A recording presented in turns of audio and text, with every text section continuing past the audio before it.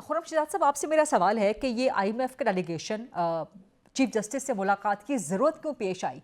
IMF का जो loan है अपेरेंटली उसका पाकिस्तान के अदालती मामला से कोई ताल्लुक नहीं है। हुकूमत ने, फाइनेंस डिवीजन ने, आज चीफ जस्टिस ने जो एलामिया जारी करवाया है उसमें यही मेंशन है कि फाइनेंस डिवीजन हुकूमत की दरख्वास्त आई कि जी मुलाकात की जाए, चीफ जस्टिस मुलाकात कर लें आईएमएफ के डेलीगेशन से। And IMF is not just a consultation body, it's a monetary body, monitoring की भी बॉडी है ये।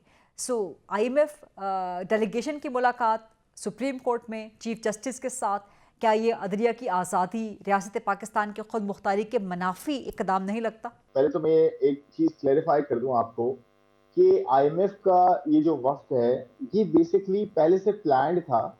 और ये लास्ट आपको याद होगा जुलाई 2024 में जब पाकिस्तान ने एक शॉर्ट आईएमएफ का जो लोन एग्रीमेंट साइन किया था, जिसे स्टैंड बाय एग्रीमेंट कहते हैं, बेसिकली उसके साथ ये चीज थी। और ये काफी मुल्कों में आईएमएफ करता है कि वो गवर्नेंस, ट्रांसपेरेंसी के स्ट्रक्चर्स को असेस करके आपको ये मदद करता है आपकी कि आप उसमें क्या बेहतरी ला सकते हैं।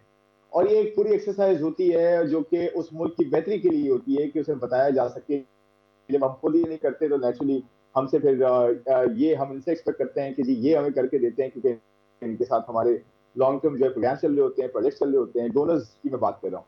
और आईएमएफ का ये जो एक्सरसाइज होती है, ये काफी कंट्रीज में रही है। और ये कोई ऐसी अनोखी चीज नहीं है कि जी ये कोई नई चीज आईएमएफ कर रहा है या उसकी जुरिस्डिक्शन नहीं है ये।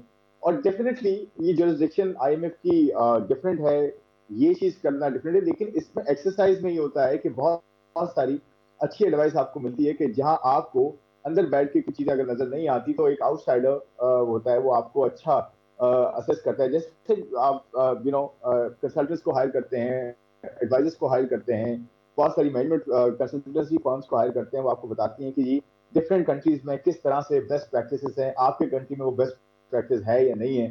तो आई थिंक ये उसकी एक कड़ी है। और इसकी एक रिपोर्ट आनी है, वो मेरे ख्याल में जुलाई 2025 में रिलीज होकर हमें मिलेगी। और उसमें हम फिर उसके हिसाब से एक्शंस लेंगे कि क्या बेहतरी हो सकती है। और ये जो मैं दूसरी एक पॉइंट में ऐड करता हूँ, जो मीटिंग्स होती हैं, तो मीटिंग्स आईएमएफ करता है डिफरेंट स्टेक होल्डर्स के साथ। मैं जब प्राइवेट सेक्टर में रहा था तो हमसे भी जो है वो कंसल्टेशन होती थी आईएमएफ की, वर्ल्ड बैंक की। डिफरेंट वो इकोनॉमिस्ट को, एनालिस्ट को अप्रोच करते हैं कि जी आप अपना व्यू बताएं, कि इंडिपेंडेंट व्यू क्या है, इकोनॉमी को किस तरह से आप लोग देखते हैं, और किस तरह गवर्नमेंट जो है अपने आप को जो है वो प्रेजेंट करती है कि किस तरह से इकोनॉमिक रिफॉर्म्स हो रहे हैं, नहीं हो रहे, या किस तरह से स्ट्रक्चर्स ठीक हो रहे हैं। तो मेरे ख्याल में ये उसकी एक कड़ी है।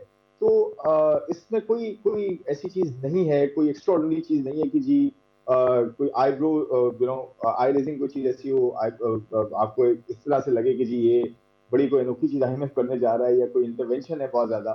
तो इसको इस तरह से देखना चाहिए। इसके सिलसिले में हमने एक प्रेस रिलीज भी जो है वो जारी की थी कल मिनिस्ट्री ऑफ फाइनेंस ने, कि ये वक्त जो था वो पहले से प्लान था। और ये प्रैक्टिस दुनिया भर में राइज होती हैं डिफरेंट कंट्रीज की, और वो ये प्रैक्टिस करके आपको बताते हैं कि ये आपकी बेहतरी कहाँ हो सकती है। ये बिल्कुल ये एक्सरसाइज है।